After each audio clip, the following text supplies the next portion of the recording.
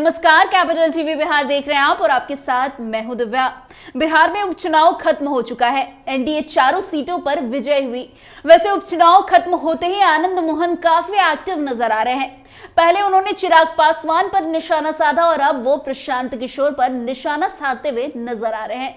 आनंद मोहन ने कहा कि प्रशांत किशोर राजनीति में नर्सरी के स्टूडेंट है। उनका चुनाव चिन्ह बिस्तर छाप है। उन्हें अभी राजनीति में मैट्रिक, इंटर और ग्रेजुएशन करना बाकी है। बिहार में हुए उपचुनाव के नतीजों पर आनंद मोहन ने भी बयान दिया। उन्होंने कहा कि बिहार में अभी सिर्फ 2 धाराएं हैं, एनडीए और महागठबंधन। तीसरी धारा अभी कोई उपाय नहीं है।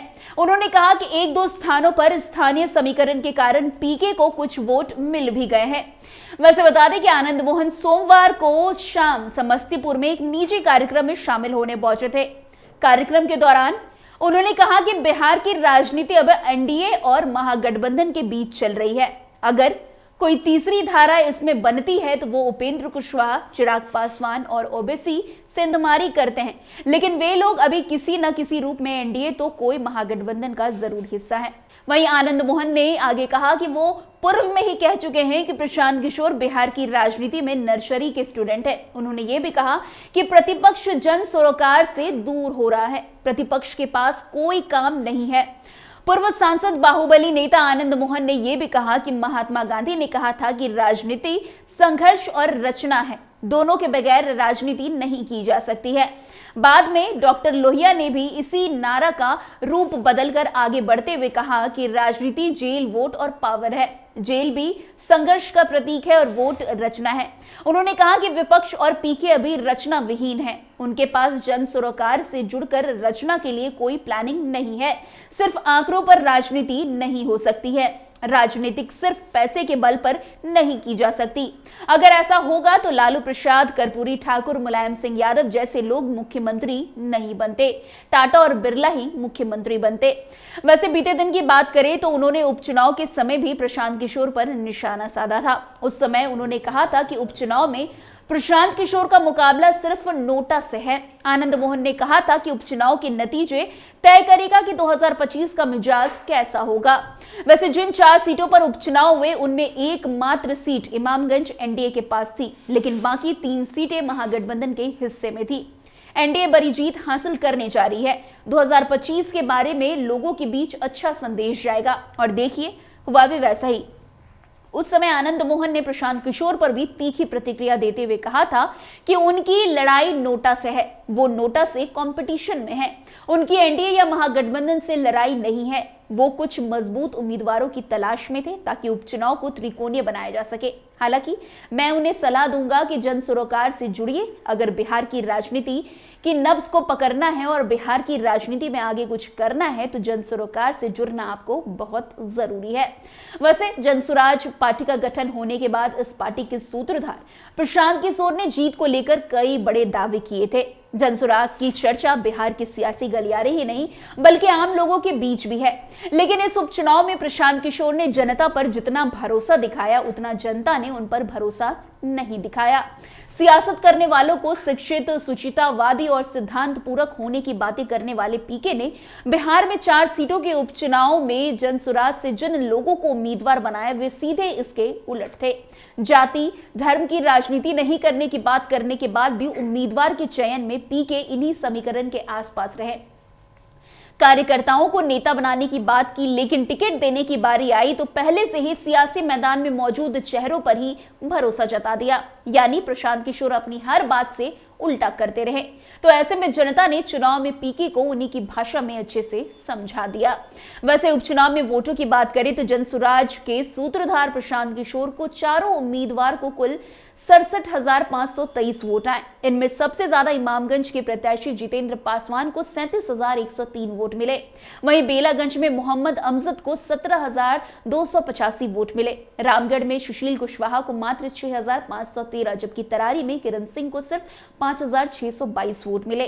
पीके के इन चारों उम्मीदवार में 3 पहले से राजनीति में सक्रिय है। देखा जाए तो जनसुराज के उम्मीदवार के रूप में इन्हें जितना वोट मिला उसके पीछे वोटरों की इनकी व्यक्तिगत पकड़ महत्वपूर्ण रही। आंकड़े बताते हैं कि जनसुराज का टिकट हासिल कर इन्हें कोई विशेष फायदा नहीं मिला है। वैसे रामगढ़ में जनसुराज के सुशील कुशवाहा पहले बसपा में थे। वे लोकसभा चुनाव में बसपा के टिकट पर बक्सर से चुनाव लड़े और 80,000 वोट लाकर तीसरे पायदान पर थे। इस बार जनसुराज से लड़े तो मात्र 6,513 वोट ही उन्हें मिल सका। यह दिखाता है कि उन्हें भी जनसुराज में आने का कोई भी फायदा नहीं मिल पाया। वहीं इमामगंज की बात करें तो इमामगंज में जितेंद्र पासवान को 37,103 वोट मिले। वे 2020 में आरएलएसपी उम्मीदवार के तौर पर चुनाव में उतरे थे और चौथे नंबर पे थे। इमामगंज में स्वास्थ्य सेवा में काम करते हुए उन्होंने अपनी जोरदार लोकप्रियता हासिल की। साथ ही पासवान जाति से आने के कारण शुरू से ही इस विधानसभा क्षेत्र में मुसहर बनाम पासवान की सियासी लड़ाई होती रही। चिराग पासवान और जीतन राम मांझी के बीच की तल्खी का भी यहां असर देखा गया। चिराग चुनाव प्रचार करने भी इमामगंज नहीं गए। माना गया कि उनके वोटर पासवान वाले खेल में शामिल हो गए। इसका बड़ा फायदा जितेंद्र को मिला और पासवान को अपने पक्ष में गोलबंद करने में उन्हें काफी ज्यादा सफलता भी हासिल हुई। वहीं तरारी में किरण सिंह को सिर्फ 5,622 वोट मिले। वोटों को जनसुराज की ओर आकर्षित करने में पूरी तरह से पीके तरारी में फेल हुए। ऐसे में पीके भले ही दावा करें कि उनके दल को बड़े स्तर पर जमीनी समर्थन मिल रहा हो, लेकिन आंकड़े बताते हैं कि जनता ने जनसुराज को नकार दिया। वैसे पेशेवर चुनावी रणनीतिकार से राजनेता का रास्ता अख्तियार करने वाले पीके को अभी और मेहनत करने की जरूरत है। साथ ही सिद्धांत की बात सिर्फ सियासत के लिए नहीं बल्कि उसे व्यवहार में भी दिखाना जरूरी है, तभी जाकर 2025 के विधानसभा चुनाव में बात बन सकती है।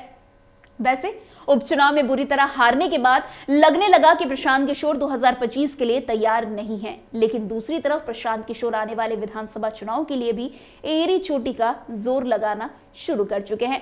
वैसे प्रशांत किशोर अपने ग्लोबल मिशन में जुट गए हैं। बिहार से लेकर अमेरिका तक में वो अपनी पार्टी का बखान कर रहे हैं। बिहार उपचुनाव के नतीजों के बाद उनके हौसले थोड़े और बुलंद हो गए हैं।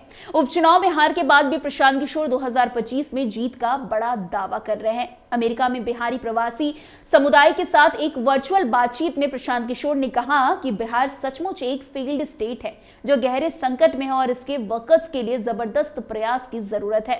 जनसुराज के नेता ने कहा कि उन्हें पूरी उम्मीद है कि उनकी पार्टी 2025 में बिहार विधानसभा का चुनाव जरूर से जरूर जीतेगी।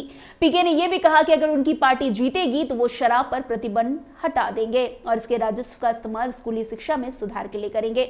उन्होंने ये भी कहा कि हमें ये समझना होगा कि बिहार एक ऐसा राज्य है जो बहुत गंदगी में है। अगर एक देश होता तो जनसंख्या के मामले में ये दुनिया का 11वां सबसे बड़ा देश होता। हमने जनसंख्या के मामले में जापान को भी पीछे छोड़ दिया है। वैसे सचमुच प्रशांत किशोर ने जितनी बात कही थी उपचुनाव को लेकर वो सब गलत साबित हुई। अब इसी पर उन पर लगातार निशाना साधा जा रहा है। खास करके आनंद मोहन के अब प्रशांत किशोर निशाने पर आ गए हैं।